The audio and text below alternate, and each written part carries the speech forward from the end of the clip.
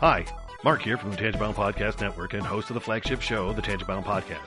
Did you know that we over at Tangent-Bound are always looking for amazing podcasts to promote? And did you also know that we are also proud nerds and geeks of everything from movies, music, gaming, TV shows, and comic books to wrestling, MMA, soccer, and football? Whatever you can nerd or geek out about, we've got it. And if you're interested, we can help you find it. And if you're a show looking for a place to call home, we've got you covered. Side effects may include upset stomach, dizziness, tumors, shakes, and in some rare cases, death from excessive laughter. Though to be fair, it's only sometimes. Other side effects may include diarrhea, gallstones, heart palpitations, and strong desire for cookies on the dark side. Talk to your doctor and visit TangentBoundNetwork.com and see if Tangent-Bound Network is right for you.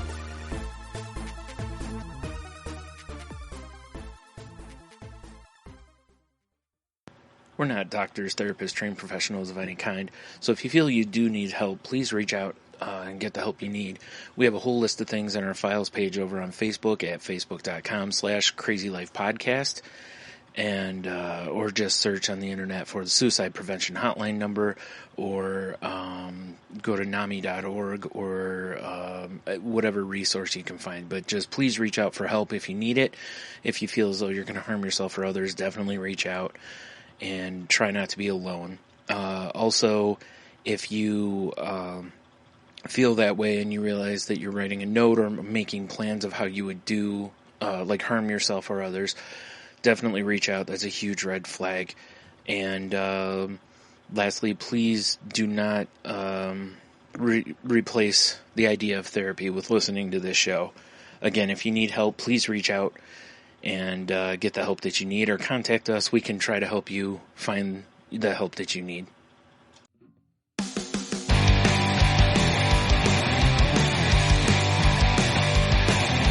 Life sucks to the last drop. Are you gonna blow your head off? Take good aim and don't forget to duck.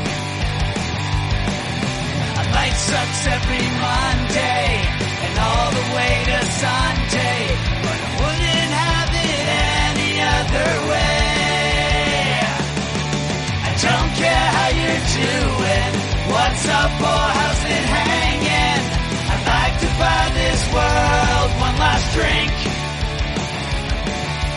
Life sucks all of the time, stick it up your sunshine, and then you'll see the clouds every day. And then you'll see the clouds every day. And then you'll see the clouds every day.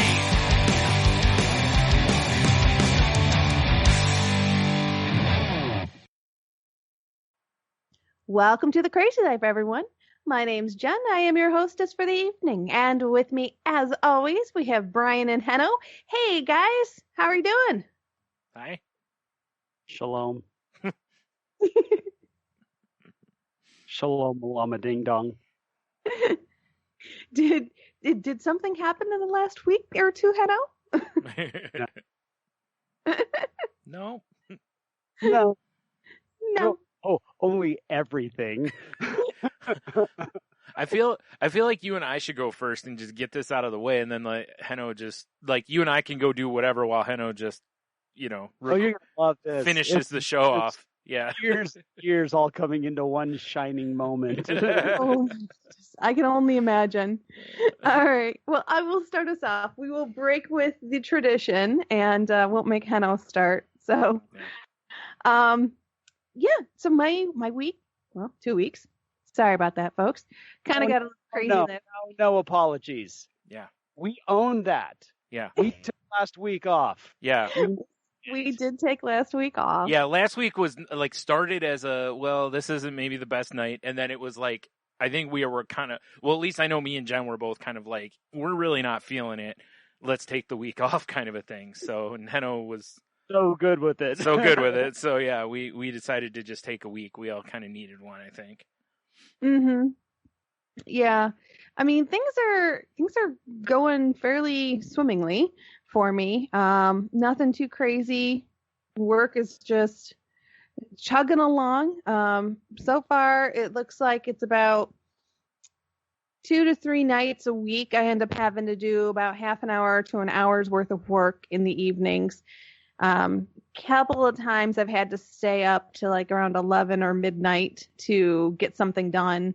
But that's not been consistent. It's just like I have to log on at that time because it's a timed event that needs to happen. Yeah. So it's not been too bad, which is good. And then I was doing every weekend, and now they have a rotation in place so that it's like once every 5th week or so I have to do a weekend, which means I'll be on call. Yeah. So that's not so bad. Yeah. No. So I would say the job is working out to be about in the middle, which is kind of what I figured, between what I had been told. Yeah. So I had been told that on the extreme end that it was crazy busy, 10, 12-hour days. And then on the other end that, no, everything's fine. It'll be like an 8-hour day. And it's turning out to be maybe a 50-hour week at most. So I'm like, you know what? I can make this work. Mm-hmm. So that's kind of working out pretty well. And I'm loving the job. I'm loving the work I'm doing, which is amazing. And people are appreciating me in the role that I'm doing, which is awesome. So, which is something I've never really experienced before, it's really kind of a cool thing to not have to prove yourself. Instead, basically just show up, do the best job you can do, and that's appreciated for what it is. Mm-hmm. And people are, blown away by just you being you and you delivering the knowledge that you have, which is kind of cool, and just trying to get comfortable with that. So that's going well. I'm pretty sure that I mentioned on the last podcast that I did a contest. I think I did. Yeah. Right? Yep. Okay. So I did a contest for Torrid. The results will be posted on the 18th. We will find out if I make it to the next level or not. But it's been really, really cool. And I was just talking with Hanno before the show a little bit about manifesting your destiny, which is not something that I traditionally do. Traditionally, I am more on the opposite end of that spectrum, and I do it's not going to happen, it's not going to happen, it's not going to happen, so that I don't get my hopes up, so then I don't get as disappointed, and I go down that path instead. And on this one, I'm actually going the opposite direction, and I'm putting it out there into the universe, positivity, and saying, you know what? I'm visualizing my name on the list. I am whenever I catch myself thinking about it, I don't think about trying to erase the ifs away from it and say when this happens. And, this is going to happen, and that type of statements, so that I can really just believe it. And I'm telling people about it, which normally I wouldn't necessarily do, because if I didn't make it, then I'd have to tell everybody I didn't make it. Then you have the disappointment and blah, blah, blah, and going through all of that. But I don't care with this. I am owning it. And I am putting myself out there, and I'm letting people know that I'm putting myself out there. And it's just another challenge. I keep challenging myself right now to really look at why I do the things I do and the way I do the things. The other aspect I'm doing is, and I talked about it on the podcast last time, is with the exercising and going to the gym. Still doing it. I'm averaging about 5 to 6 days a week. So not perfect, but most of the time it's because life is in the way. And it's not because I'm opting out of going. it's because, things come up. Like Thursday, I wasn't able to go because my dad's phone died and I needed to replace his phone for him. Mm-hmm. Obviously, that takes precedence because my dad needs to have a phone. And there was nobody else really to do it. So I did dress to go to the gym. So if I got done early, I could head over to the gym, but I just didn't. I couldn't. Not enough time. And today I couldn't go because I ended up going out with my mom and we were gone the entire time the gym was open. So again, life happens, but good life things. Yeah. It's not me choosing to not go to the gym to sit on the couch. Well, and there is a difference too, because you said you went on to like an art festival with your mom, which means you guys were outside and you were walking around. You're active. So you were being active. You didn't go to the gym, but you were still active, But the goal is to go to the gym. No, I understand. I'm just saying that it's, yeah. it's not I agree. Yeah. I still got my walks in, my walking in. I did get my exercise in, which is great. Yeah. Because that is the ultimate goal, is to get the exercise in. Yeah. But my goal has been to really challenge myself to get to the gym. Right. And the other goal is, and part of that goal is to really push myself and challenge myself at as my husband calls them, my irrational rules. Because I have a lot of rules in my life. Can you give an example of an irrational rule? Yeah. Like I need to be home by 7 so that I can watch TV for an hour or two, and then part of my wind down for the day. Then I have to be ready for bed around 9, and then I need to be in bed by 10 so that I can get enough sleep for the next day. Why is that irrational? Because he's like, what's going to happen if you don't get home till 7:30? Is the world going to end? He's like, what happens if you're not ready for bed until 10? Why do you need to be ready for bed at 9? Why do you have to be home by 7?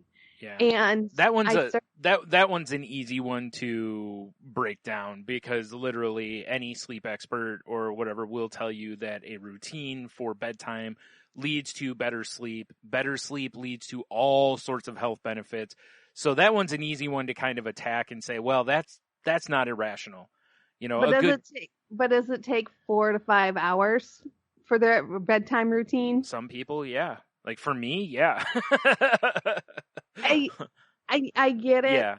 I get both sides of it, but The get home and wind down is not part of the bedtime routine, though. Yeah, that's just true. Getting home from work routine, Yeah. which I also have. Yeah.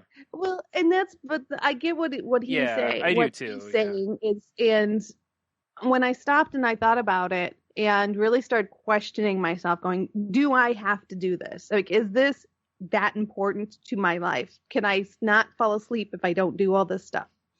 And I found out, guess what? When I come home from work, I can take a nap and then get up and go to the gym. I don't have to. If I make it home, I'm stuck home. Yeah. And these were kind of epiphanies for me, because I always thought that I had to have the structure in this had to be this way. And it doesn't. I can go to the gym right after work and then come home and do my normal routine. I can come home and do part of my routine, go to the gym, come home and finish my routine. I can eat at 8 o'clock. I don't have to eat at 5. Yes, if I eat at 8, then, I can't eat until 8 the next day. So I have plenty of time in between. Sorry, folks. So it's basically, yes, routine is good and important, and we all have it, but it's also can't be used as an excuse not to do things that are beneficial for ourselves, is kind of the basic aha that came out of it. Yeah. Yeah, I don't think it's irrational. It seems reasonable, and it also seems it's based on a logical system. What it might be is a little bit too rigid. Yeah. Mm-hmm. perhaps a little too, it may be inflexible routine, but it's not irrational. It's quite rational. Well, Yeah. I mean, I've always thought it was, but I would agree with you on it. Mm. But I think when we are inflexible about things in our lives, then that says something different. To me, if you're going to label something, at least label it in a way where you could see patterns. Like if you have a tendency to have these, these standards that don't have flexibility to them, there's a reason why you have them. You might find them in other places also, and they serve a purpose or served a purpose. yeah. Obviously, in this case, you found that you can be flexible in this. Yeah.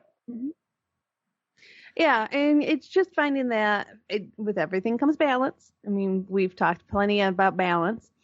It's finding that happy balance. But, these are rules that have been ingrained in me since high school. Because I used to have panic attacks, which basically came from my early stages of bipolar. But back and then, it was the 90s, and it really wasn't diagnosed nor spoken about at that point in the typical society like it is today. So we didn't know what it was, we being my parents and I. But I would have panic attacks if I wasn't asleep by 11. And it was really wild because I couldn't explain it. I couldn't, but what my brain was doing is going down the path of, if you're not bed by 11, then you won't get enough sleep, then you'll be tired the next day, then you'll be at school falling asleep, and then and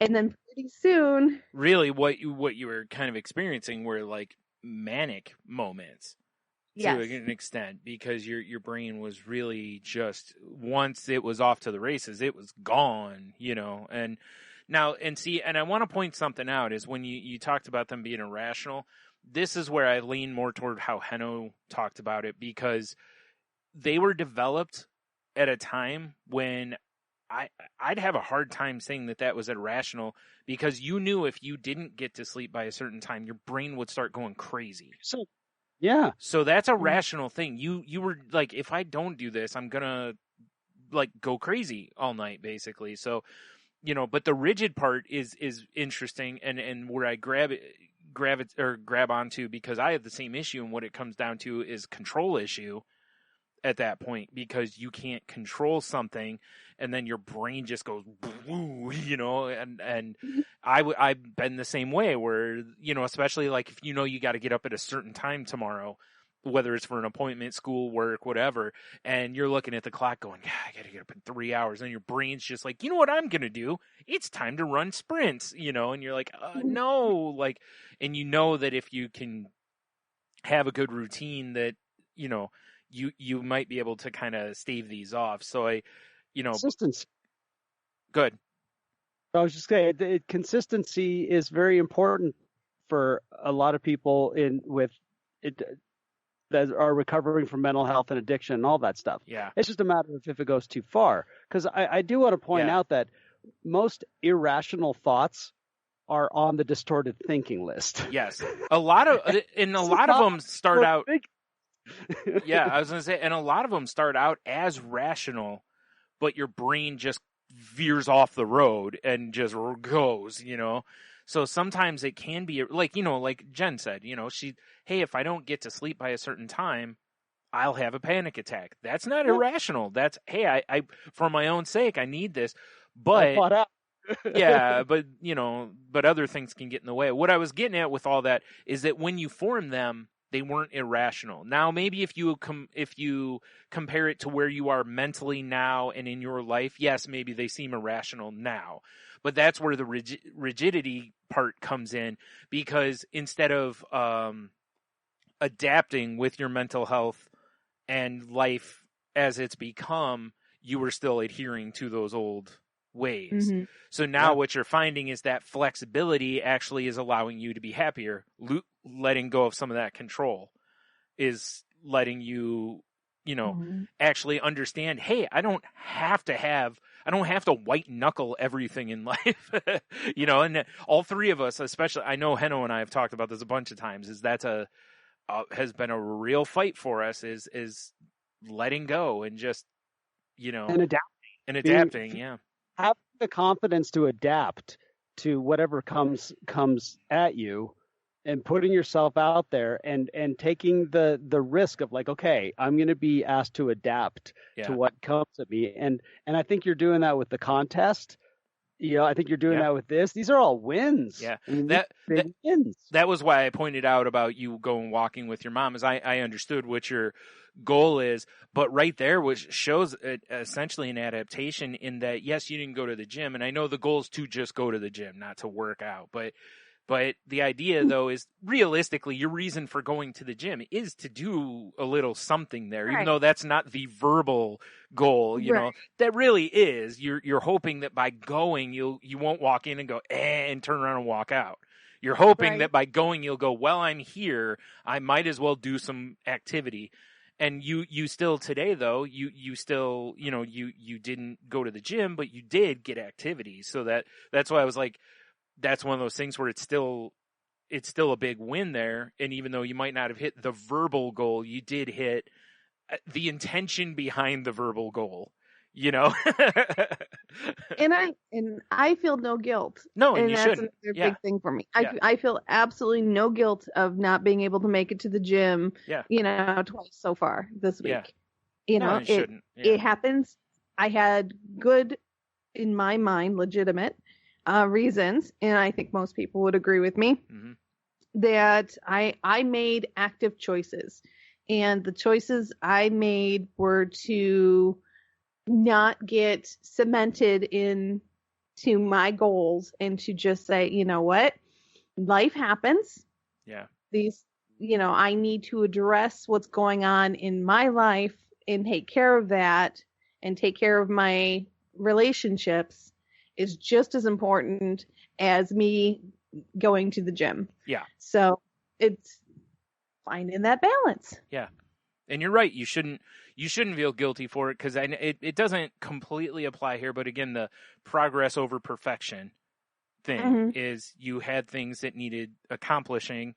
You accomplished them, rather than, I got to keep my streak alive, or that control of, I can't break this streak. It's like, I see people posting dumb stuff on like Snapchat or something just to keep those streaks alive on it, and it's like, who cares, like, but for some people, they have to do it. It's something that they, they don't want to see that go from up 357 to 0, they can't handle it. So the fact that you've broken and still been okay, that's why I asked you last time. Remember when you said you missed, and I was like, so how did you adjust, or how did you, because that's the key, right? Like, no matter what it is, whether it's an addiction thing and you have a relapse, or whatever your goal is, if you miss it, you're on a diet and you have a bad eating day, it's how do you recover from that? Do you just go, and just slide down the slope, or do you go, and that was just today, or that was one time, and then go back to what you were doing? And you're definitely heading the right way, because you're not like, you're not coming at us this week going, after telling us last time that you missed one, and then this time going, I haven't been to the gym at all. Like exactly. And I am noticing the difference. My body is changing. Yeah. It's cool, because I can see, different things happening. The love handles are almost non-existent now. The bottom is higher. The belly is smaller. Right. All of the good things that, help to reinforce that you're going the right direction and you're doing the right things. So, yeah, my body is also helping me. Which is a good thing. Yeah, definitely. All good things. So, I think that's about it. I'm trying to think. I had my third visit with my therapist, and it went really well. Good. really like her, and Do you feel the same way I do coming out of therapy? Do you feel lighter? I do. And honestly, it cracks me up because I often wonder how she can keep up, because I'm all over the place. Yeah, I do the same thing. I'll jump from topic to topic to topic. Yes. I mean, it's just pretty much like, diarrhea of the mouth. Yeah. I'm just sitting there going da da da da da da da da da da da da da da. Oh, and da da da da da da da da da.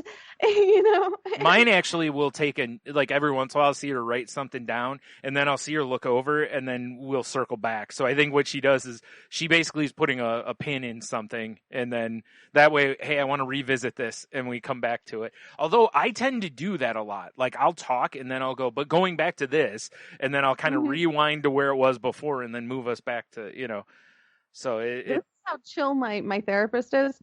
She doesn't wear shoes. And she sits in her chair. She wraps her legs underneath her and sits in her chair with, she's like this big double-sized chair with her computer on her lap and takes notes off of that. Yeah. I mean, that's very casual. Very casual. I mean, I can either sit on the couch or I can sit in the chair. I usually sit in the chair, and she sits across from me. And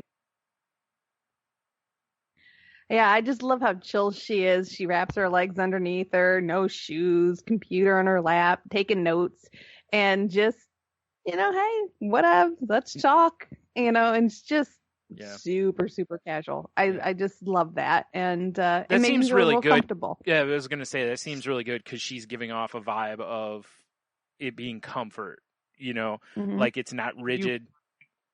Lock, stock, and barrel, you sucker. Yep. I am. Right into her trap. Manipulate you. Yep. 100% trap. Just, she suckered me in. Yep. You're like, I'm being brainwashed, and my brain needed a good washing. Yep. Yeah. I love that because how awesome, there's a technique that works. Yeah. She's walking comfortable. It's so disarming, I'm sure, for a lot of people. Yeah. Yeah. And she's just, as she puts it, she's like, I'm not here to judge. I'm here to be your partner and kind of basically your co-pilot. Yep. Yeah. Yeah, she's like, you're in the driver's seat. I'm just sitting next to you in the passenger seat. We're going down the road. I'm like, you probably should take a left here, and you don't, and you go straight. I'm like, okay, we'll go straight a little bit longer. Then I'll make a suggestion. Maybe you should probably take a right here. Might be in your best interest. But you decide to go the other direction, which is cool. I'm along for the ride, so we go down that road too, and we see what happens. And she's like, but that's okay. Sometimes you listen to me, sometimes you don't. Whatever happens, this is your journey. Yeah. I'm just here to assist and give you, some advice along the way. Yep, that's right. It's, it really is the job of the therapist to not dominate what you do. They're there to assist you, like she said. It is your path. It's why therapists will ask at times, like, when do you want to come back? How often do you want to come in? That kind of stuff, because that's up to you. That's not up to them. They can make recommendations. My previous therapist did a couple of times where she didn't feel I was in a real good way, and she was having me come in. She was like, I strongly recommend that you come in once a week because you don't seem not stable, but like you seem like you're in a bad way right now. I want to make sure you don't veer too far where a month could be, who knows what could happen kind of a thing. And then after a few weeks of doing that, then she kind of was like, okay, and when we scheduled, she was like, I feel like, she's like, do you want to keep coming a week or do you want to, stretch it out a little more? And I'd ask her, what do you think? And then she would of course start with like, well, it's not up to me. It's up to you. What do you feel you need, kind of a thing. So it was, like you said, it's good when you get people like that because you don't feel like you're being manipulated. You feel like they're literally, like she said, she's your co-pilot. Once in a while, she's like, hey, there's a wreck in the road. Maybe you should take a left here, even though everything in your brain is going, let's drive into it.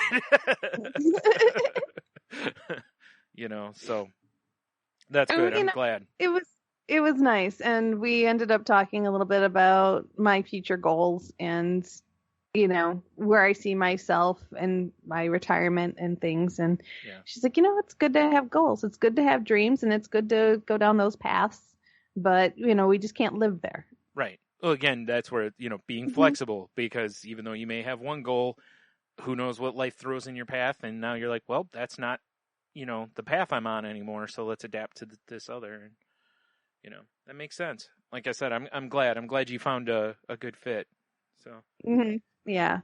Because it can be tough, I've heard plenty of stories where people have gone through 3 or 4 therapists before they found a good fit. But, it doesn't mean those people were bad therapists. It just means they weren't the right fit for you. And that's fine.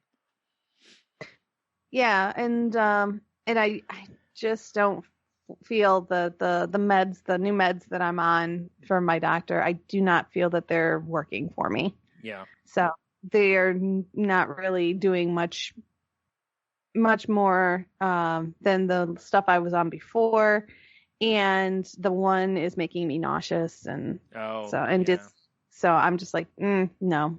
So I see my psychiatrist on Monday, and we'll have that conversation. Because I was going to say, if it's a ways before, then maybe call the office, but if it's Monday, that's different. So yeah. So it's coming up real soon, and I'm just gonna talk to him about going off. Yeah. I know he's not gonna like it, but you know what? Yeah. Tough. It's my body. Yes, and absolutely. I need to make the best decision. And there you go, folks. A little message of the day. It is your body. Yeah. You get to make the choice. The doctor can encourage you to make decisions and to take medicine or to do whatever they feel is in your best interest. But the decision is yours. Yeah. 100%. Nobody else's. All yours. Yep. And if it's not working for you, that's when you need to be your own advocate and speak up strongly. Yeah. And let them know how you feel and what is not working and what is working for you. And it is their job to adjust. It is not your job to adjust to them. It is their job to adjust to what you need. Yeah. Yep. Control your environment. Sorta. Well, the biggest, like you said, the biggest key there is the, stand up for, be vocal about how you're feeling. Again, the more truthful and vocal you are to your doctor about how you're feeling, the better they can do their job. If you're on a medicine, like you're saying, and it's making you nauseous and it's not a tolerable level, because some will give you like mild nausea and it's like, well, this sucks, but the ups outweigh the downs, But in your case, it sounds like you don't feel that there's really ups and the downs suck. So, it's like, this isn't the medicine for me, So yeah, definitely, talk with, your doctors if that's the case for you, whoever's listening. Yeah, I had therapy week before last. No, within the last 2 weeks, though, I've had therapy too, and that was, it was nice. I hadn't been in a while, so it was nice to get back in there. But the problem I have is I'm like you were saying, Jen, is like I get in there, and if I haven't been in for a while, I'm just like, and I always go in with like talking points in my head, like 2 to 3. And cause in my head, it's funny because it's like, I go into therapy the way that a lot of people would do a podcast, which is if you go, okay, I have 45 minutes, 3 topics, that's 15 minutes a topic, right? And like you kind of budget your time out, and I'll get in there and I'll start talking, and I usually will hit on them, or sometimes I'll even mention something to her and be like, hey, I want to talk to you about this, but I know we don't have much time today. And she'll write it down. And a lot of times, like that next time, we'll come back to it, So I do that too. But what I always try to like, hey, here's a couple things maybe I want to unpack a little bit, but there's this that's bothering me right now. So this is I need this addressed or help with this. And then maybe let's dig into a little more of my robust catalog of baggage. That I need help with. And that's basically what we did this time. I talked a little about my aversion to going into places and not wearing a mask, you know, because again, my brain is still, you know, danger, you know, kind of a thing. And even though, you know, the science is saying, hey, the vaccines are working really well and all these kind of things, you know, so it's, she mentioned maybe me doing a little, like a little exposure therapy, you know, to where going to places where I might feel more comfortable without a mask on. And I don't mean like restaurants where I have done it a couple times, but in stores type of a thing.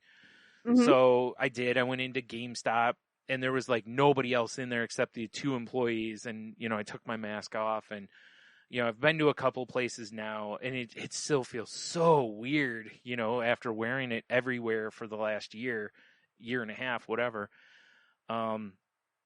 But I kind of feel like I needed to do that because I needed that proof for my brain that you will be okay.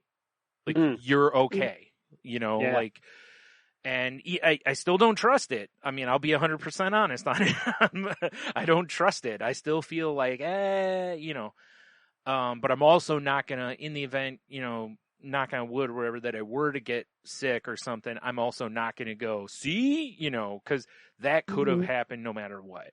You know, it really could have. So, you know, but it feels so weird. It feels weird talking with people and them having a mask off in public, you know? Like, I noticed, like, a couple of places where I've been, like, talking with somebody, and I noticed that we still kind of stand far apart, whereas before maybe we would have been a few feet apart. Now we're still, you know, 6 feet or whatever apart. It's kind of an interesting, because I think some of us are still kind of like, okay, but I'm still going to stand back a little bit. You know, it's just, Yeah. you know, which I don't fully mind because I don't like people in my perception of personal space anyway. So standing back a little bit, I'm actually a little more comfortable with it because it feels less intrusive and less aggressive. You know, so I actually kind of, I'm okay with that because I notice as people move in on me, I tend to move away. But I've always been that way. Yeah. Something else that kind of came about having to do with the masks is my mom moved up to town back November and she started going to my hairdresser. Well, my hairdresser's been wearing a mask the entire time. Yeah. So my mom went to get her hair cut the other day and it was the first time that she actually saw the hairdresser's face. And she's like, she's beautiful. I'm like, oh yeah, she's gorgeous. That's funny. And she's like, I mean, I knew she was pretty because, you know, from the eyes up, you could tell she was pretty. But she's like, I had no idea until she didn't have her mask on. And I'm like, oh my God. I'm like, yeah, I know. I had a similar moment yesterday because I was in a Goodwill and the woman that was the cashier or whatever, when, you know, same thing is over the last whatever, I've only seen her with her mask on and she didn't have her mask on. And, you know, it was weird because it's like I told Tony a long time ago in Salty Language, I was like, do you find yourself at any time kind of trying to figure out what someone looks like under their mask? Because my brain did that a lot. Like I'm trying to figure out, going by the shape of their face, you know, above the mask, can I kind of project what they look like? And with her, I was actually pretty close. So it's kind of interesting how, and a lot of that's because of art stuff, you know, in proportions of face and stuff. So you could kind of figure out different stuff or whatever. It was kind of a weird thing and whatever. And, you know, we had a nice chat because I noticed like on her one finger, she's got she had like a T-Rex tattoo on her finger. It's just an outline of a T-Rex. I'm like, is that a T-Rex? And she goes, yeah. And I was like, that's pretty awesome. And she's like, thank you. She's like, most people seem to think it's stupid. I was like, well, those are people you don't want to associate with. But yeah, I've had that a couple times too, where I've seen somebody and it's the first time you've seen them because, you know, wherever they were, you didn't see them before this all happened. So yeah, that's a interesting side of it too. I actually the night we were supposed to record was that Friday or whatever last week, and we didn't end up recording, and I had a headache, but I knew, or no, was it Friday? It was Wednesday. Wednesday, thank you. Thursday, I had to go to get my testosterone shot, and that Goodwill that I was just speaking of, they take old computers because they have a program with Dell where you donate the computers, then they give them to Dell, they get some sort of credit or something out of it, and Dell probably refurbishes and resells. And I had a couple computers that are not worth fixing up because they're old and they're just not worth it. So I was like, well, these are getting out of this house tomorrow.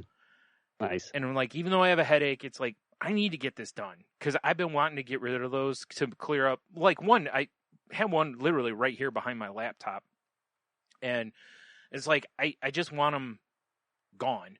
So I got those, and I had a box of books that my mom wanted to donate and all that. Got it all set out by the door, cleaned up a bunch of my pops that I had just stacked everywhere in my room. And I was kind of feeling my room closing in on me a little bit. And I was like, I got to move some stuff around. So I did that. I got a nice open area off to my right now. And, looked at my to-do list, crossed off, put pops away and donate computers. So I was like, even though I was dealing with a pretty bad headache, I was still very, for me especially, very productive that night. So that, oh boy, did I pick a terrible day though, because it was brutal hot and humid the next day. We're standing out there. I mean, it didn't take very long to donate them. Literally, you just pull up, a guy came out, and we're just like, here you go, but still just standing outside for that 5 minutes, and I'm just like, whoo.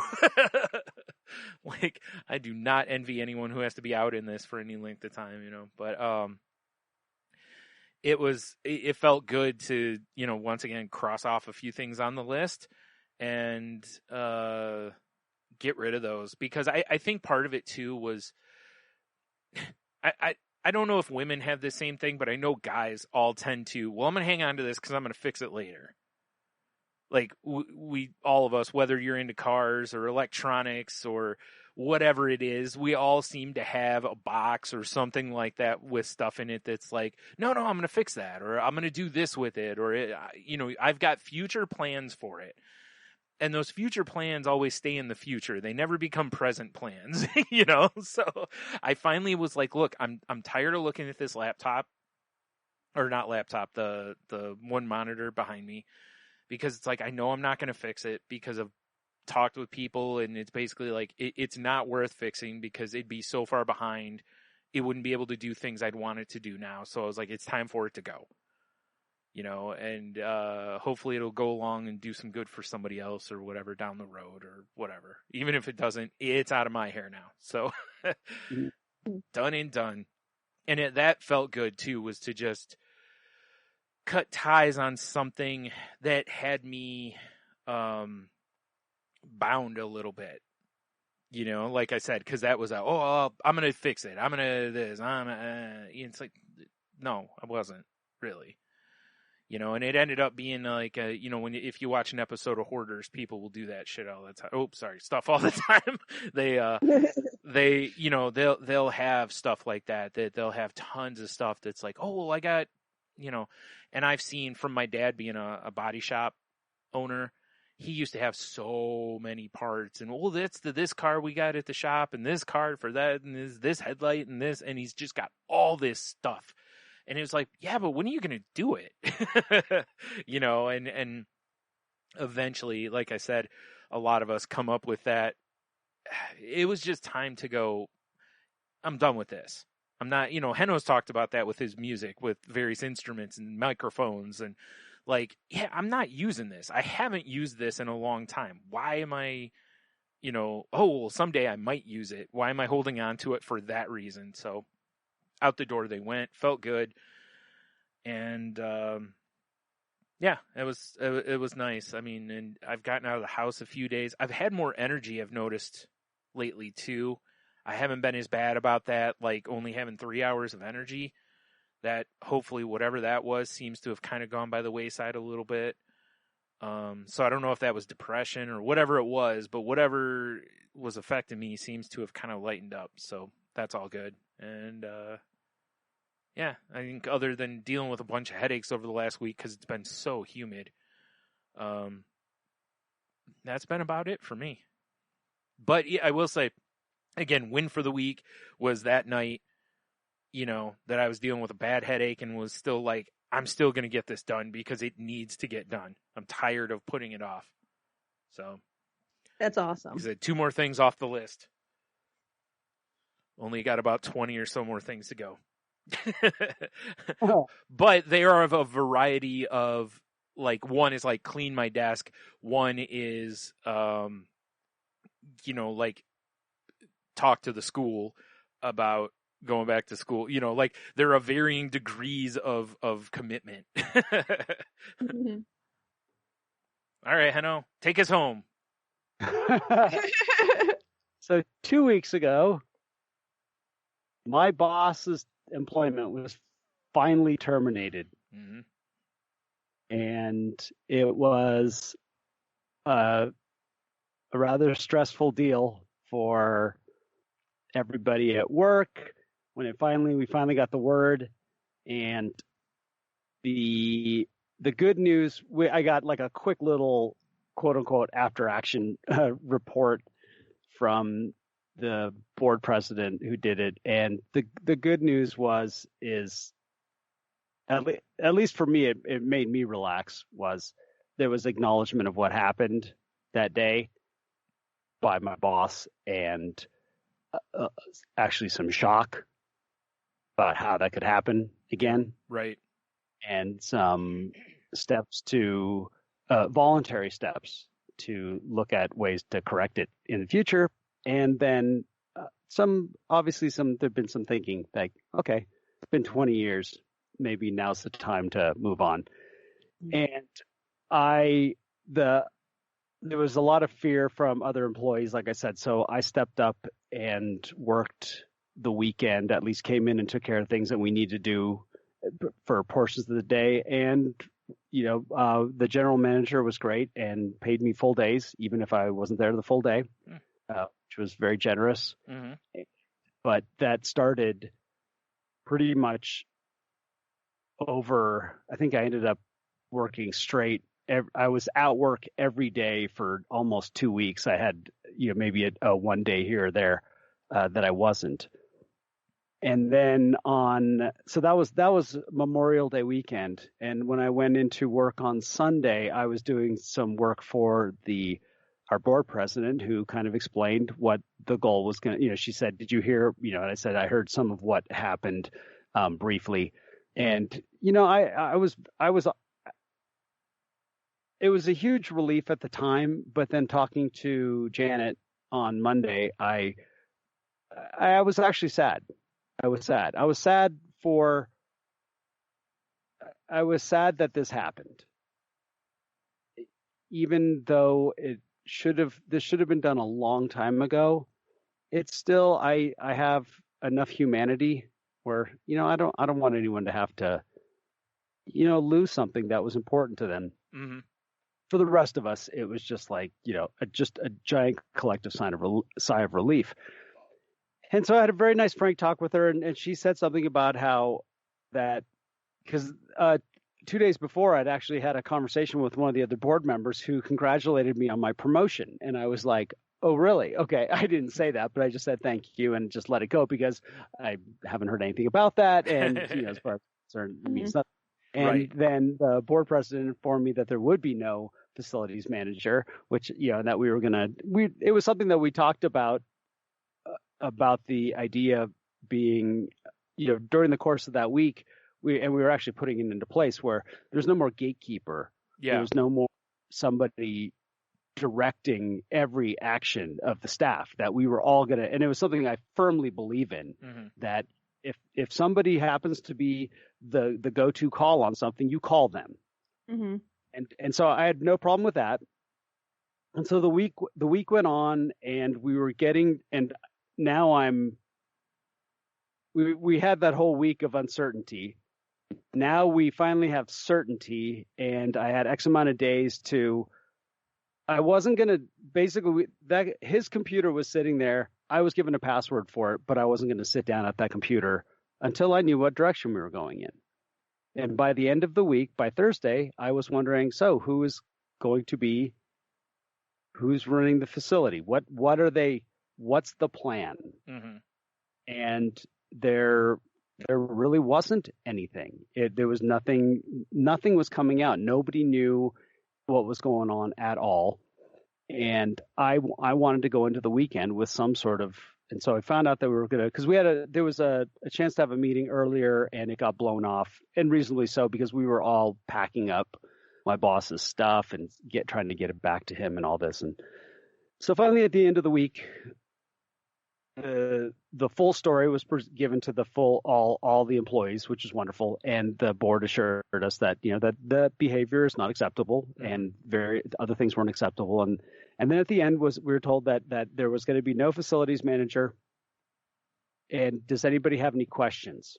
And I just raised my hand. I said, yeah, I have a lot of questions. Yeah. And we probably best speak about it privately. And so we did, and they're literally no supervisor at all. Wow.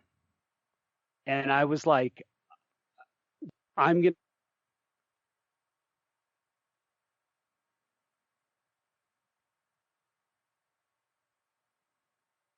Dang it. And I'm the only one that's going to get into the computer and figure out all the stuff. I'm the only one that's going to do all this. But I'm not going to get compensated, nor am I going to have a title. Not that the title's that important to me. Yeah. But as far as it's not something that I want to go. I could care less if it was ever on a business card. It doesn't matter to me because I believe in the goal, which is everybody we're all part of a team. Yeah. Mm-hmm. And there doesn't need. However, if I start doing the duties of a particular job, I want the job. Yeah. That's fair. Yep. That was right. That was what I ran into years ago multiple times. Yep. I was doing the job, but I couldn't get the title or pay that came with the job. Now, everybody was going to get, there was going to get compensation. And I just said, that's great. I haven't seen any of that yet. I feel like I'm being, spoken at and not spoken. And I expressed that even I completely believe in where the ultimate goal is. And the fact of the matter is, my compensation where it is right now, it's not like I'm getting paid the same as everybody else. I get paid more because of my experience. So that's not an issue. Mm-hmm. And it's not an ego thing, but it is a matter of being acknowledged if I end up doing this. And so at the end of it, I expressed what needed to be expressed. And then I said, I will commit to seeing this process through and coming up with a plan for how we're going to because I said, well, who's putting this plan together? Well, you are, meaning collectively. Yeah. And I said, I am. And the response was, yeah, then you will be the one doing it. And it's like, okay, well, that means I'm managing. Yeah, exactly. If I'm developing facilities maintenance organizational plan, that kind of makes me the manager. Yeah, exactly. It didn't function, right? So, but I committed to it, and this was my win, and it's been a win for the last 2 weeks. Is I didn't know how we were going to do it, but I put myself in the place of willingness,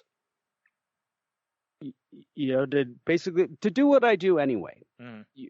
We all bring our experience in, and I will bring my experience in, and I will bring my organizational experience. So first thing I did is I went to the crew and I just said, we need to have a working lunch today because I want a basic plan of this before I leave for the weekend.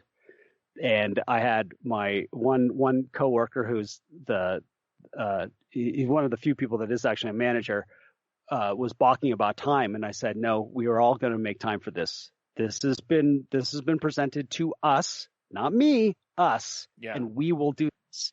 And I said, we're having a lunch. I'm not doing it. Yeah, you make time. And so then I went to there was a reason given why there could be no supervisor, and I will keep that in confidence. And then I went and talked to, the basically when it comes to responsibilities and skills at this time, that employee, and I just said, okay, this is what's been presented. If we do this, this is how it's going to work. And I basically presented how work is going to go. That there is no buck stops here. Mm-hmm. Mm-hmm. We all own our stuff. We all do everything together, which means you do your paperwork, you do your inventory, I do mine. Mm-hmm. I ain't doing it for you. Yeah. And that's where we want to go with this. And as we're having the conversation, because finally I was just like, well, what more important than what do you want to see? What don't you want to see? Yeah. Which is, and so we hashed that out. And within the course of a 15, 20-minute conversation, I had a light bulb where I was like, this is my reframe. So I found my willingness right away and I found my reframe to make me feel good about what I was doing, which is, as we were talking, I realized, okay, we are all going to be given kind of departments, for lack of a better term. And my department is going to be the office because I have the most experience with computers and writing reports and writing and developing a plan like this. So I could be the office manager. Nothing wrong with that. I was like, okay. And by the time we got to lunch, I had a complete organizational structure in mind of how we were going to do this. I presented it in loose form. Everybody agreed because that was the one thing that Jana told me is that everybody has to be on board with this 100%. Right. And I was like, problem, I'm not going to tell anybody what to think. They have to step up and say, I support this. And so we had our lunch. It went really well. Got back to the business of basically learning where everything was. Yeah. And then it was just, again, working. What was great was I got called in. I just happened to be going up by my work, and I got a phone call asking if I could go look at the security cameras for an incident that occurred. And I just popped right over there. And it was wild. I realized that half of our security cameras were down, which was a big deal considering what had happened recently and just concerns about anything. And I had them up and running within an hour or so. I was like, I hope that demonstrates, certain things. Yeah. And so rearranged our entire office, just throwing stuff away, getting into old documents, all the stuff, to the point where my eyes were hurting at the end of the day from either staring at computer screens or going through files, and I'm basically not getting any actual work done, but everyone's being super understanding. Everyone's helping out. Like I would put out a luggage cart full of just tools and equipment that were sitting under my boss's desk because they were his personal things that he liked to do. Yeah. And I was like, all right, none of those are going to be in this office. And what was great is I would roll that luggage cart into the tool room or put the boxes in there or whatever. And when I showed up back for work the next day, they were all gone.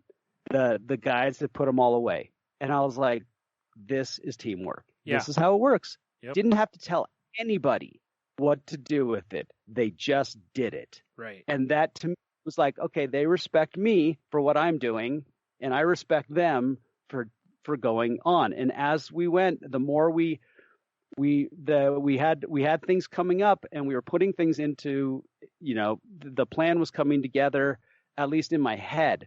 And by the end of the week, and it felt really good. The thing about it though is that when I would tell people, well, there is no manager, I'd of course get the yeah.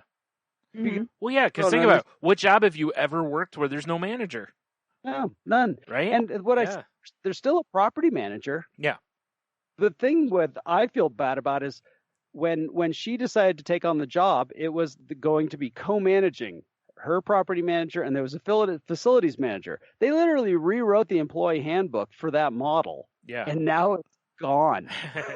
Wow. It's her. Yeah. Right. And so some part of me, I'm like, I can either be a team player and that's why I like this idea. I'll be the office manager. If somebody has a question that is like, accounting related or something where I could be of use and take some of the burden off the property manager, I can, and I'll feel okay about it. Right.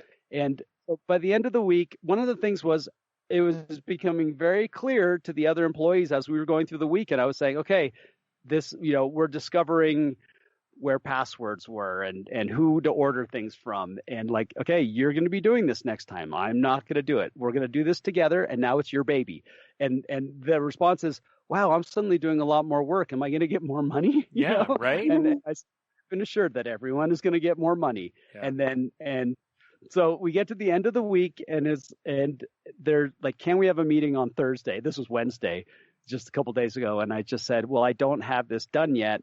And then I went, you know what, I'll get it done. And so in 2 hours, I just crank out everything that's been kind of in my head, full on Jerry Maguire mission statement moment. Like it reads florally and all like togetherness and teamwork and opportunity and like absolute mission statement. But there's nuts and bolts in it. And I laid out how every component on our property is going to have a lead or a manager, and that lead person is going to take care of the inventory control, any sort of purchasing, scheduling of maintenance, whether it's long-term or short-term, and everyone's going to have this opportunity to own a component, and we're all going to be cross-trained on every single component, and some will take longer, some will, some maybe it'll be co-managers, but because nowadays we all know that nobody sits you down and gives you your employee review. They give you a piece of paper and say, review yourself. Yeah.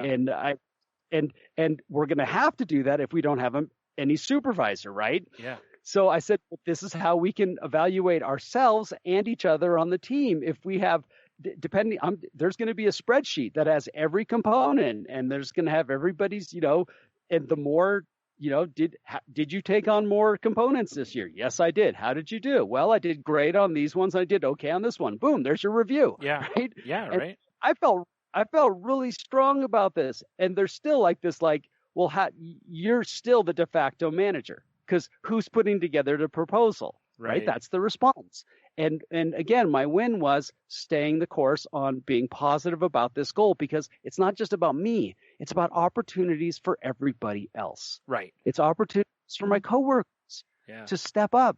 And the idea being is that when I leave, it won't be somebody sitting down for 2 weeks trying to figure out how Henno did this or that. They'll know it all already. Right. And that's smart too, in case you go on vacation or anything like that.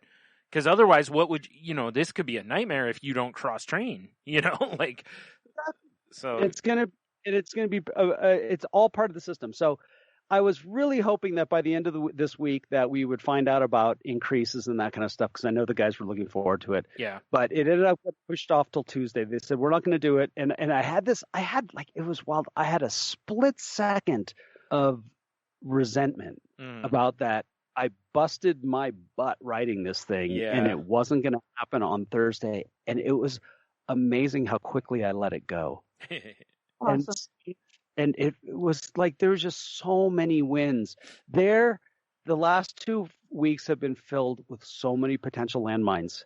Yeah. And I've just been nothing. And I'm tired. I've been tired every night. I haven't been, we got some gigs coming up. I've been playing a little bit. That's been a huge help. But for the most part, I just get home and I'm just worked. But I haven't fallen into any pitfalls. I'm on the beam. And I'm so grateful for it, because every ounce of what we talk about here and everything I've learned in sobriety has come to play right now. It's happening. Mm-hmm. And all of it is just working. I expressed my concerns. I've expressed my fears where they were necessary, but then I went right back to work and I stayed like, what's the next step? What's right in front of me? Yeah. And I'm looking forward. We also found a potential employee that we're going to. So none of us are managers, so we can't interview him. Right. I was something I was going to ask you is how would hiring work if there's no manager? So the property manager, and here's the other thing. So the general manager is retiring next week. And so I'm going through and I'm removing him from all of the emergency call lists, and I'm putting all of us on the call lists, and I'm just reporting in that this is what I'm doing, everybody. And if anybody has any objections, we have to talk about it together, because I'm making these decisions because they need to be made now. However, I'm trying to keep it the focus. But what's wild is all of this started, whatever it was, 13 years ago was the first time that we had an HR investigation. And the primary reason we had this was because the facilities manager and the general manager couldn't get along. And next week they'll both be gone. Yeah, that's crazy. And it's interesting too, because this is a rare situation to where any complaints in a lot of ways that you and your coworkers have had, you now have an opportunity to put your money where your mouth is. That's it. That's it. Like, well, now's your chance. If there's something you need, like you were saying, what don't we want? Like, let's eliminate the things that make us unhappy, and within reason, of course. Obviously, you can't go, I don't want to work 5 days a week. Came up like, does anybody know how to do this? No. And then they were telling me how they asked my boss to teach them, and he said no. And wow, one of his things he said is, like, the reason that this altercation came is probably because he was getting overwhelmed and burnt out. Mm-hmm. And it's like, well, maybe if you'd have actually taught us how to do some things, you wouldn't have become overwhelmed and you wouldn't have become burnt out. Yeah, trust but your employees. Those were his choices. We're going to do it differently, which is awesome. So Tuesday, after we have the meeting, we are not going to be interviewing our potential candidate. We're just going to be having a conversation, right? That's because funny. I can't know salary ranges. I can't know any of that. I'm not a manager, right? Right. Yeah. But but everything's good, and I'm not, and I'm being a little, I'm being a little sarcastic. But honestly, I'm completely okay with how this is working, and it's worth every moment that I put in. As like I said, I'm the office manager right now, and I am putting our office together, and that we'll have this whole presentation on Tuesday, and I know it's going to go great, and I'm just hoping that everyone's happy with their increases, because everyone is going to be taking on a lot of work. And I know it's going to be like a 50-50, some of it now and some of it at the end of the year, when we've shown that we can do this together. Yeah, that's understandable. What a great opportunity to implement something that we've all believed in all the time, but we're actually putting it into an actual structure. And what was great is I was handed a gift card to a restaurant this week just out of thanks. It is a very nice restaurant in town that I love to go to, and that also made me go, "Yep, I'm being appreciated right now." Yeah, plus that's those nice. like, all those extra hours and all that, and so like, how many times have I talked about my main struggle is work, and not saying that it's work is always going to be work, but that burden that we used to have, Benny, Bogart, troublemakers, is going to be gone. And how, like, when this finally gets, just moving along like a well-oiled machine, it's really going to be interesting to see how this affects my life in general. Yeah. Am I going to feel like I have more free time? I'm going to feel like I have more free space in my mind. And I'm looking forward to it being just nothing but positive for everybody. Yeah, it is. It's a big opportunity for everybody. What's funny is literally how you mentioned how how you're the air quote office manager, how literally where you work could create these, I don't want to call it a lateral promotion, but kind of a lateral promotion type of move, and give everyone a manager title, because you really are going to be. Yeah. Yes. Well, I mean, actually give them the title though, because then you'll feel, hey, I get a little extra money and a title. This makes you feel really appreciated. They're recognizing that I'm, in charge of this or this. But then again, that could also, who knows? It'll be interesting and an interesting experiment to see where you're at 6 months from now. Yeah. This is going to touch on personalities and egos. Totally. Everywhere. Mm-hmm. And it will really test. So here's where I've had people kind of express doubts and stuff. I've I've reminded them that I've been here 15 years. Omar has been with us almost 20 years. Antonio I think it's around 10 now. So that means the three of us have worked together for 10. Yeah. Omar and I have worked together for 15. Sean and Omar have worked together for 20. If those lengths of time cannot create a team, especially in light of what we have survived, right, then I don't know who can make this happen. And that's why I have real faith in this. So when someone says, who's the facilities manager? I say, we don't have a facilities manager. We are all the facilities managers because we all have our zones and the things that we that we take care of. And this is the great news. The bottom line is, can I speak to the person in charge? It's like, well, who are you? Oh, you're the sprinkler guy. Well, I'm going to tell you who you're going to go talk to the sprinkler, our sprinkler lead. And this is his name, and give, come on in. When you come in, ask for Antonio. Right. He'll take care of you. Yeah, and that right away made people feel better. Yep. Because they're like, what do you mean what's in charge? Who do I call? I said, and in most cases, I'm like, well, you're going to call me. Yeah.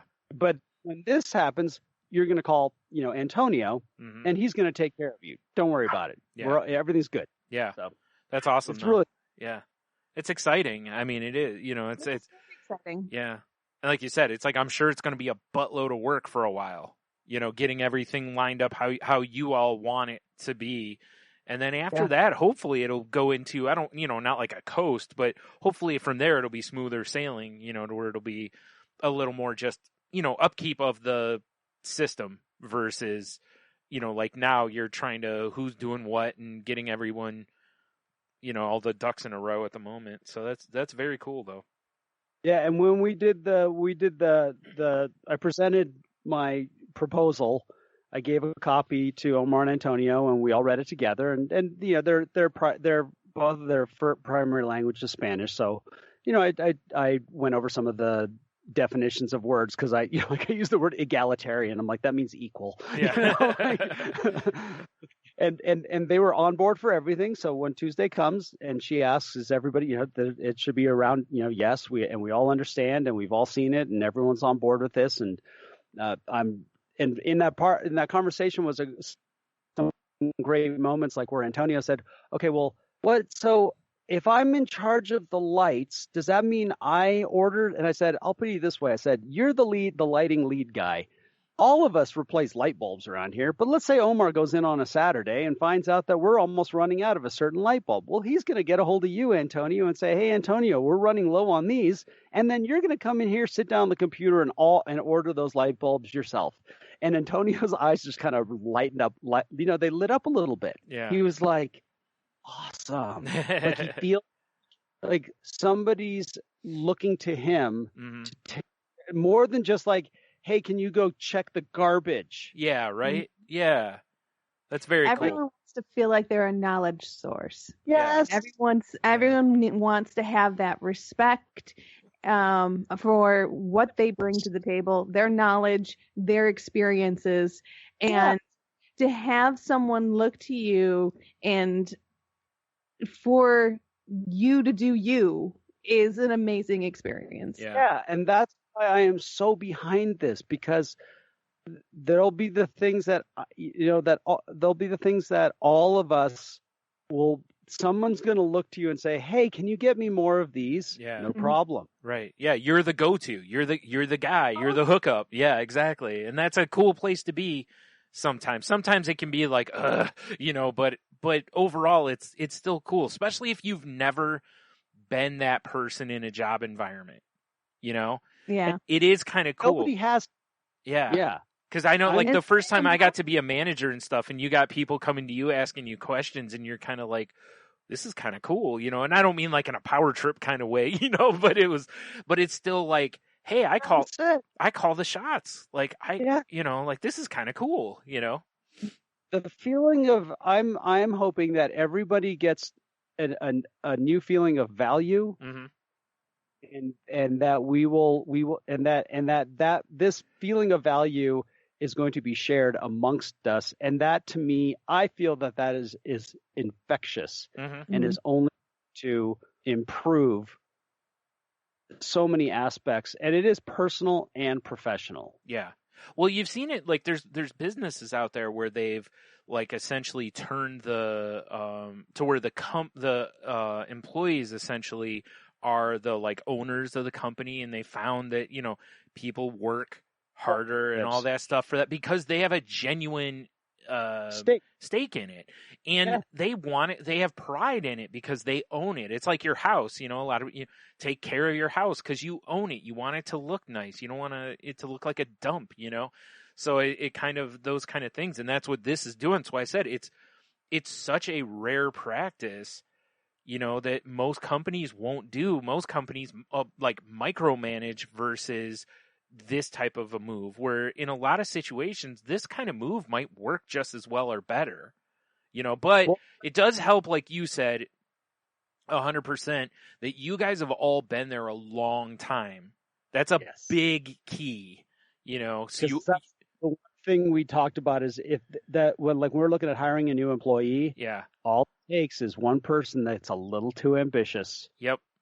Rock this whole thing upside down. Yeah, that's why you said before about the egos and stuff. It's like the egos gotta be gently massaged and or put away, because it, like you said, one little thing, the boat capsizes. You know, it wouldn't take much necessarily. So yeah it's interesting though.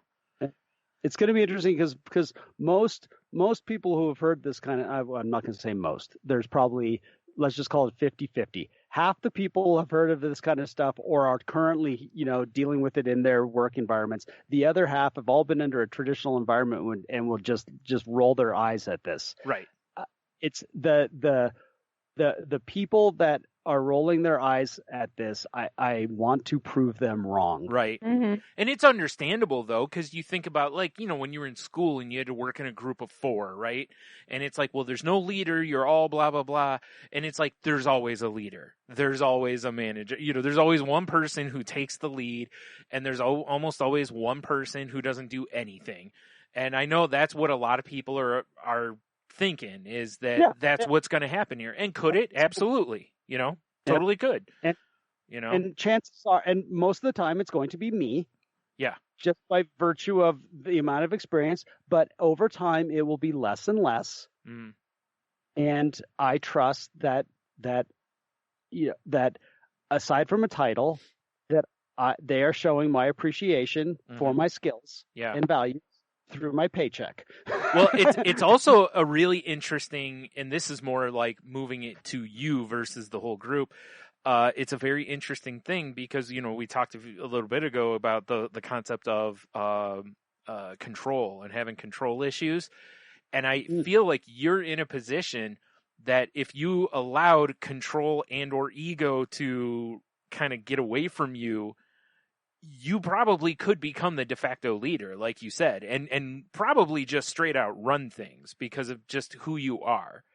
You know, the other guys trust you, you know, they trust your judgment. They listen to, you know, like kind of a thing. So it's one of those where you could probably get power hungry really easily if you didn't watch yourself a little bit, you know? I felt it that first day. Yeah. I felt resentment. I felt that, wow, does anybody care about all my experience and everything that I've worked for all this time? Yeah. And the general manager came up to me and he did the old, you know, hand on the shoulder, like, I know this is difficult because the natural flow of things should have been something else. Yeah. And I said, yeah, but you know what? It took me less than an hour to frame it in my mind where I'm on board. Right. And I just go, thank you. Right place, right. Being the right size for the situation. Picture you 10 years ago in the same spot. Who knows if you react the same way, you know? Oh, absolutely not. Yeah. You know what I mean? It's crazy how just a few years difference in a person could be a situation where, like, in those days, maybe you would have been like, screw this, I'm out of here. Yeah. You know, like, I got passed over for what I should have gotten. You know, and that would be understandable as well. It really would, you know. But where you are now, you're able to look at the bigger picture here and say, hey, this actually might be better for these guys that I've worked with a long time. I respect. We're you know, friendly. I don't know if you're friends, but, you know, friendly, whatever. And I want them to succeed too. You know, like it's not just about you. It's about, hey, all of us can have a taste, you know? So that's pretty cool. Yeah. So that's my stuff in a nutshell. Awesome. That's awesome. That's some crazy drama, but good results. Yeah. Yeah, it is.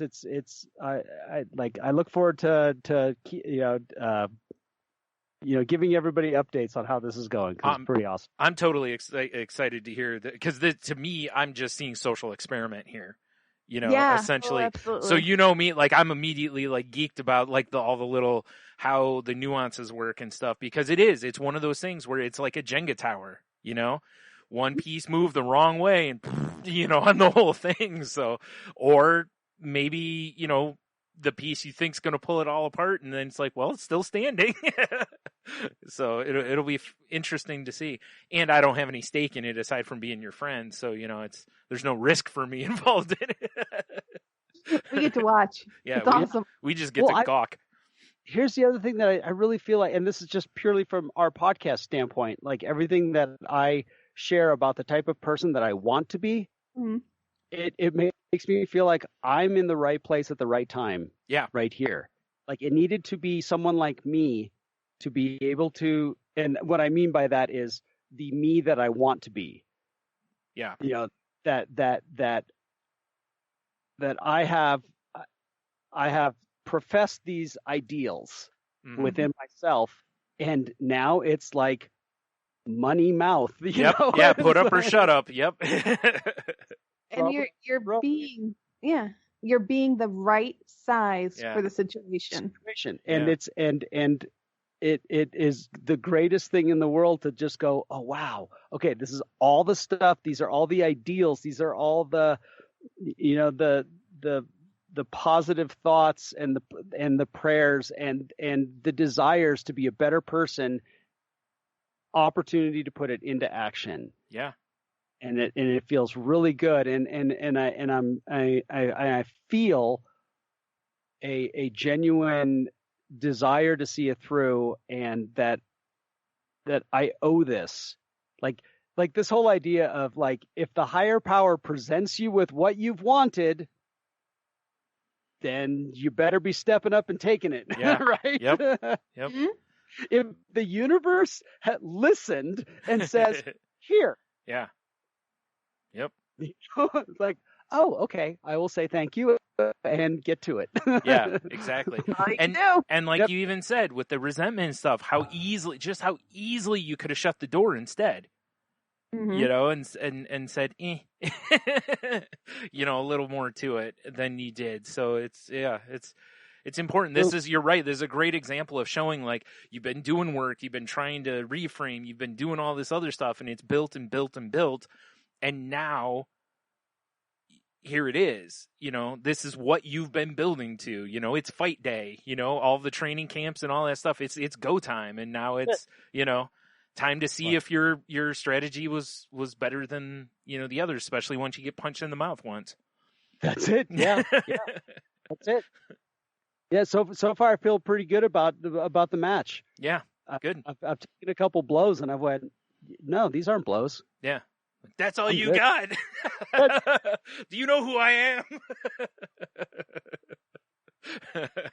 Some ways, it was funny how like the do you know who I am kind of feeling came up several times. Yeah. And part of my reframe was, oh, they do know who I am. Right. Really. Yeah. Like, truly. They know who I am, and they know they can ask me to do this. Yep, that's exactly it. Yeah, exactly. Is they know what they're asking you to do, and like you said, it's without who, and that's the other part, right? Like without you and them knowing you, maybe they don't ask this. Without your other coworkers, each of them and their strengths, maybe they go, this isn't going to work real well, But because they know you've all worked together, you all get along, you function well together, all these things. It's like, they're like, hey, look, we think you guys can handle Voltron. So, and that's really what it is like, we don't see weak links in here. So we think you guys can all, function together. So that's a compliment really to all of you, even though it could easily be seen as though, it's a bit of a maybe middle finger to a few of you or all of you as well, but I don't think it's meant to be that way, Like I think about all the podcasts where we've done the, 5 ways to do this, or 10 ways to do this. And like, they're all happening right here. Right. All the ways to reframe your thought process, or to find gratitude, or to be a better team player, to be a better listener, to be, all this stuff. It's like, it's all happening right now.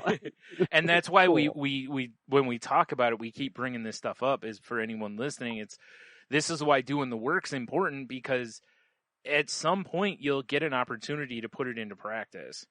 Whether it's immediately or months down the road, or we've been doing this show a long time, so it's years down the road, maybe, whatever it is. You never know, like Henno said, when the universe is kind of like, looks and calls your ticket number, Yeah. Says we think. All right. Well, the number's been called. Time to end the show, guys. We all good? Yeah. Yeah. Awesome. All right. So we've covered a lot of ground tonight and discussed many, many, many different things. I know you have some opinions and some thoughts and some good wishes and some help for us. And you're just dying to know how to get in touch with us. So let me tell you. Here you go. You can reach us at thecrazylifepodcast.weebly.com is our website. crazylifepodcast@outlook.com is our email address.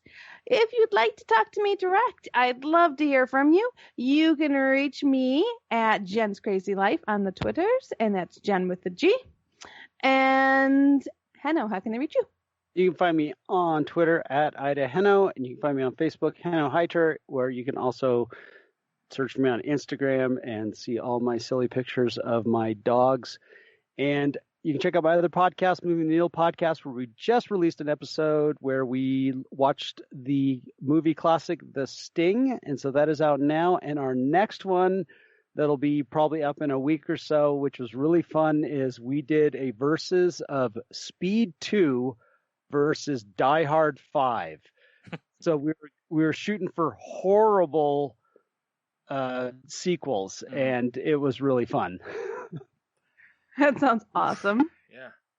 Sounds like a brutal few hours of watching, though. But but it's an hour of funny podcast listening. Well, that's the key, right? Yeah, just skip rewatching those movies and just listen to the podcast. Yeah. All right. You can find this show on Twitter, also at the Crazy Life Pod, where I post when new episodes go up. You can find me on Twitter and Instagram if you want to at Stunami. You can find my other podcast at salty_language on Twitter. You can find us at saltylanguage.com. Also, the show's not safe for work. We got a couple new interview shows. One's up now. One was supposed to go up this week, but I've had some issues, so it'll go up next week. Yeah, so we talk about just kind of whatever pops into our head. We talked about some video games this week, an art walk, an overpriced chicken McNuggets that sold, Burger King donating to pro LGBTQ charities as a bit of a way of thumbing their nose at Chick-fil-A, and stuff like that. So if any of that sounds like anything you want to listen to, head over to listen to us if you would. Again, show's not safe for work. And, if you need help, please wow, I skipped a whole bunch. We're part of the Tangent Bound Network, which can be found at tangentboundnetwork.com. If you want to hear more from the guy who runs the Tangent Bound Network, he's actually the first interview Tony and I just posted on The Enthusiasts. His name's Mark, so go check out that episode. Or if you're looking to start a new podcast, hit them up. They're looking for all sorts of things to expand the network into various forms of media, not just podcasting. You can find this show on Facebook at facebook.com/groups/crazylifepodcast. And I think that's all the links. If not, they're in the show notes, so check those out. If you need help, please reach out. There's all sorts of people out there willing to help you. Jen and I have talked about our experiences with therapy. And I've known other people recently who've gone for their first time or their first few times and have, talked about how much it's helped them so far. So, please don't be afraid of it. Don't listen to old stigma about it, that they're going to, manipulate you and all this kind of stuff. Like we've said, if you go in and they don't feel like a good fit, find another one, or whatever. But there's also other sorts of, apps out there. There's groups, there's chat groups, all sorts of different ways and people out there to talk with to help you out. So please reach out. And also please reach out to your friends to see how they're doing.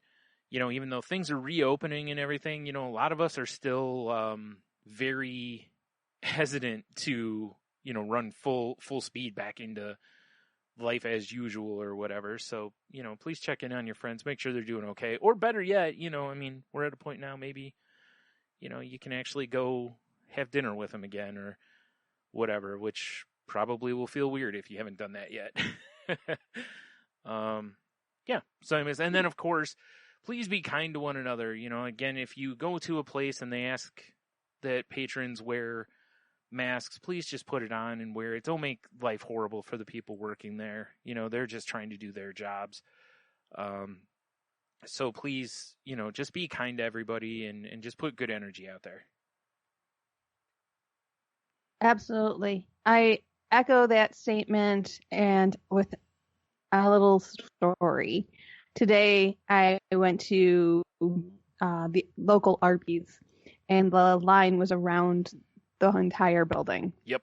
And by the time I got to the front, the guy apologized to me. He's like, "I am so sorry, but we are so understaffed right now, and we're doing the best we can." Yep. And I was mad having to wait in line for so long, but the moment he said that, I was filled with compassion, and I was immediately humbled. And I stopped and I said, "Well, thank you for your hard work. I appreciate it. And I appreciate what you're doing."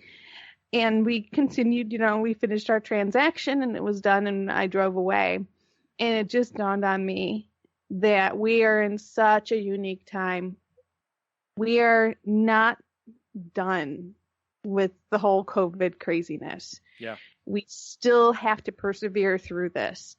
And we're just at the last stages, which is great. And we've done wonderful so far. But do not let your foot off the gas. Continue being humble and compassionate and kind to each other.